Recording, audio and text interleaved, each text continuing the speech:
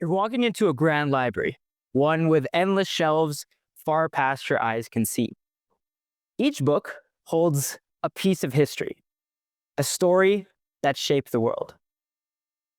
Some books shine under the glaring lights of the library, stories that have been told time and time again. Other stories, dark, worn, dust covered, sit unread. Now imagine there's a librarian choosing which books are directly accessible in front of you and which books are tucked away into the shadows. Who gets to decide which stories we remember?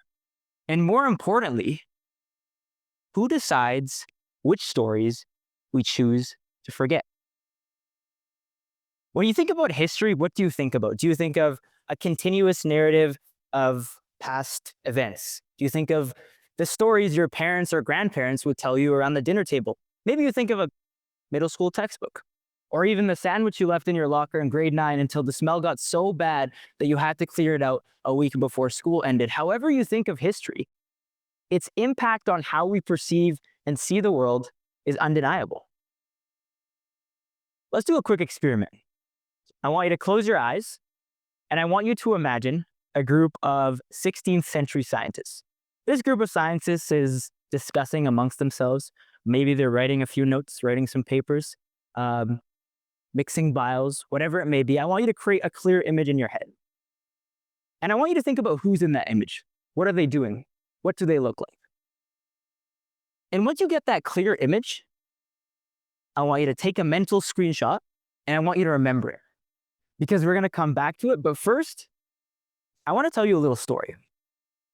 And this story took place, you can open your eyes now, by the way. This story took place about a year ago when I took an eye-opening medical history course.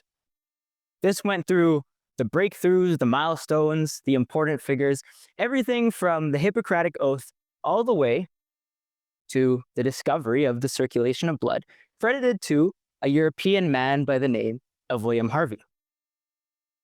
And so during an unassuming Thursday lecture, my professor introduced William Harvey, and he introduced the circulation of blood. And so I looked around the class and everyone was writing notes, nodding their heads, seemingly impressed, but I wasn't nodding, because I'd heard this exact same story, but with a different name. See, my grandfather used to tell me about this man by the name of Ibn Nafis, and he told me that Ibn Nafis was the first to discover pulmonary circulation in the body. And so sitting there, I was kind of confused because I was hearing something in my medical history class and I was hearing something completely different from my grandfather. And so I was at odds with myself, and at that moment, I made the decision that I was going to uncover this mystery. And so I launched myself into the world of research. And just like anyone about to do high stakes, academically rigorous, scholarly work, I sat down, I opened my computer, and I went to my trusty AI companion, ChatGPT. But after realizing that wasn't quite the most peer-reviewed of sources, I quickly moved to the more serious territories of Google Scholar and PubMed. And what followed was a marathon of papers. Ibn Nafis, a forgotten legend. Ibn Nafis, discoverer. Ibn Nafis, pioneer. What I concluded was that, in fact, Ibn Nafis had discovered pulmonary circulation. In his book titled Commentary on Ibn Sina's Canon, he detailed a lot of the first discoveries we know about pulmonary circulation. And he did this 300 years before William Harvey was born. And so I was thrilled. I was excited. My grandfather's story wasn't just a tale. It wasn't just a family legend. It was real. But that excitement, that thrill, quickly turned into something else. Why wasn't this story taught in a university level medical history class? And why didn't my professor know the name Ibn Nafis? And why didn't more people know this story? The more I looked into it, the more I realized that this wasn't about one overlooked discovery. This was part of a larger system. It was part of a larger pattern that decided which stories we remember and which stories are erased. And so as I continued to research Ibn Nafis, I found that Not only did he publish his paper or his manuscript in the 13th century, but it completely disappeared. It completely disappeared until in 1924, an Egyptian doctor rediscovered the book. And he didn't rediscover it in Syria, where Ibn Nafis was born, or even in Egypt, where he grew up and practiced medicine. He rediscovered it thousands of miles away in Berlin, Germany. And so, naturally, I was like, number one, how did it travel that far? And number two, how many innovators, thinkers, pioneers, and people in general had a chance to read this book, to look at it on its journey thousands of miles, and yet no acknowledgement of Ibn Nafis? And I think this is a testament to how history can be reshaped. It's true architects hidden in the margins, while the story and narrative are bent to fit a particular lens. And so now that I've established that history isn't just this objective record of past events and dates and people, but it's this narrative that promotes specific snapshots about who belongs in the story of human progress and science and who doesn't, who is considered backwards or non-scientific. I want to dive into why that's so consequential, and I want to do it from a little bit of a different lens. I want to do it from the lens of neuroscience, from the lens of the brain. What actually happens? And so I'm going to tell you a little bit about the brain. I'm going to make a few sweeping claims and some big facts, but hopefully that gives you an idea of what the brain is.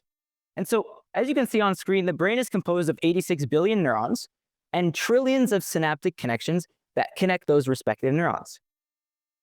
And the brain has 2.5 million gigabytes of memory. And to put that in context, and yes, I did do the math, that's equivalent to 9,700 iPhone 16s, which would cost you $10.9 million to buy. All in your brain. And so on this journey to better understand the brain, I've had the opportunity and the privilege of working in a few labs. I was in a lab where I learned about neurogenesis and how the formation of new neurons influences how you learn, adapt, and grow. In another lab, I was looking at structural and cortical differences between people with treatment-resistant depression and major depressive disorder, and how that influenced in large part by how you perceive the world. In another lab, I looked at how different brain regions orchestrate focus and how those regions ultimately choose what you remember and what you forget. And all of this taught me one very, very important lesson. And it's that as much as we like to think of the brain as just a processing machine, it's actively curating our reality. It's actively curating everything we see. And that leads to another question. I know there's a lot of questions here, but it leads to another question. And that question is, if our brain is determining how we see this reality, how is history and how are stories shaping our brain? So I made this little nifty chart to try to explain it. It starts off with some sort of exposure. Say you're scrolling Instagram, Facebook, Shorts, whatever it may be, or you're reading a textbook. Your lecturer or professor is speaking with you. You're exposed to a new piece of information. When you're exposed to that new piece of information, a connection in your brain begins forming, and that's where the information is housed. Every time you're exposed to that information again, it becomes more and more reinforced in your brain. It becomes more ingrained in the way you see the world. And this actually aligns with the literature. A research study conducted by Brewer and Losky showed that perception is in large part based on historical narratives. They concluded that as much as we like to think of perception being based on sensory things or purely based on sensory things like what you see or what you hear, it's based on this top-down cognitive process where past information, past knowledge influences your retention of new information. What that means is you could have two individuals standing in the same place, watching the same event unfold or hearing the same thing, but based on their past historical knowledge and based on the things that they know, interpret it in completely and vastly different ways. And so I want you to come back to that image we created in the beginning. I want you to go through your mental memory and think about all the images and then find that image. And I want you to think of a few different things. I want you to ask yourself, who's in that image? Number one, what are they doing? But more importantly, I want you to think about what stories you've been told and how those stories have contributed to you creating that image in your head. And the reason I ask these questions is because this is your opportunity to get a little window into your mind.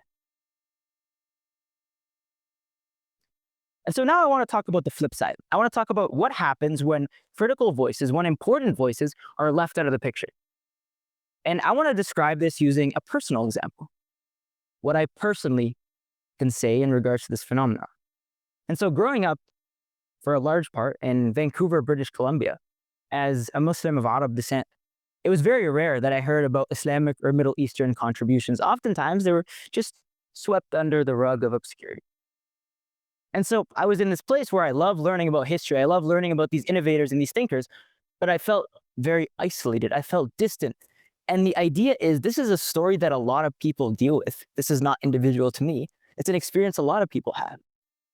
One where you love learning about these things, but you don't feel like you're a part of them. And my question for you is, if you don't see yourself in the past, how do you believe you can be part of the future? Because this isn't about correcting material or textbooks across the nation. That's not the idea. It's about how our brains are subconsciously wired to promote specific narratives about the role we think we're meant to play in this greater story of human progress and innovation. There was seldom mention of names like Al-Razi, Al-Khwarizmi, Al-Zahrawi, Ibn Sina, all Muslim innovators who contributed to a lot of the amazing things we have today. And so I came up with a condensed list, and then I came up with another condensed list. And so after 4 iterations, I was able to condense the list enough that it wouldn't take the whole presentation. And so I'm going to list a few of the things that they are responsible for coming up with. Algebra, algorithms, a lot of what we know about early pharmaceutical techniques, a lot of dental procedures, over 200 surgical instruments and techniques. And of course, the most famous textbook, medical textbook, in the history of medicine, Ibn Sina's Canon of Medicine.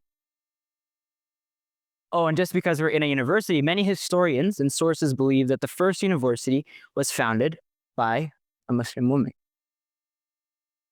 And so the simple answer to the question of what happens when you feel disconnected or you feel like you don't belong in the story is that you feel alienated, you feel isolated, and ultimately you feel demotivated. But I like to think of this phenomenon, or the solution to this phenomenon, using a little bit of a metaphor.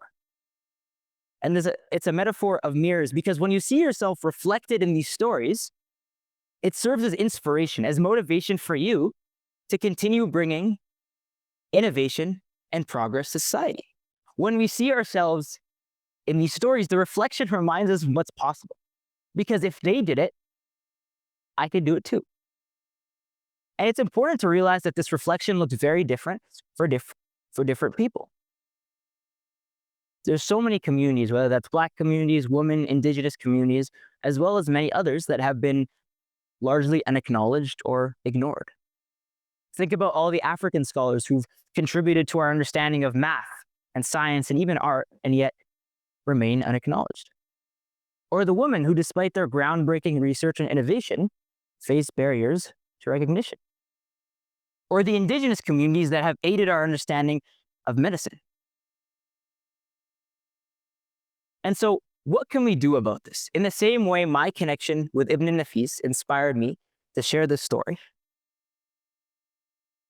I want everyone to find their own story. And I want everyone to look for that story, because it's not supposed to be easy. Sometimes we have this belief that just because something seems simple, it's easy. No, it's a difficult process, and it requires you to learn about your history, to learn about your culture, and to learn about yourself. But it's worth it, because it expands our global legacy of knowledge, and more importantly, it gives you an idea of your place in it. And it creates a new cycle. So I have another nifty chart here, and this one explains how we break this cycle. See, when you share your own stories, what happens is people's mental imagery, that image you created in your mind, changes, involves new people, and it looks very different. And when it changes, your brain is fundamentally rewired. And when your brain is rewired, you're inspired. And when you're inspired, that manifests into innovation. More innovation means more brain rewiring. So you're creating this cycle. But to ignite the flame, it has to start with someone. It has to start with us. So whether that story takes you through the vast expanses of the Himalayas, or the dry deserts of Peru, or even here in Vancouver, British Columbia, find your story. Find your Ibn Nafis and let that inspire you. Because history is not just a collection of dates, people, and events. It's a narrative that we actively shape and curate. And just like that librarian, our brain is constantly deciding which stories we remember and which ones fade away. And just like that library, stories are never lost. They just need the right person, the right opportunity to be brought back to life. And that's our responsibility, our opportunity, to ensure that every story has space on this ever-expanding shelf of history. Because we can't change the past, but we can change how we tell it. The ink of history isn't dry, so let's write a story for those who never got a chance. Thank you so much.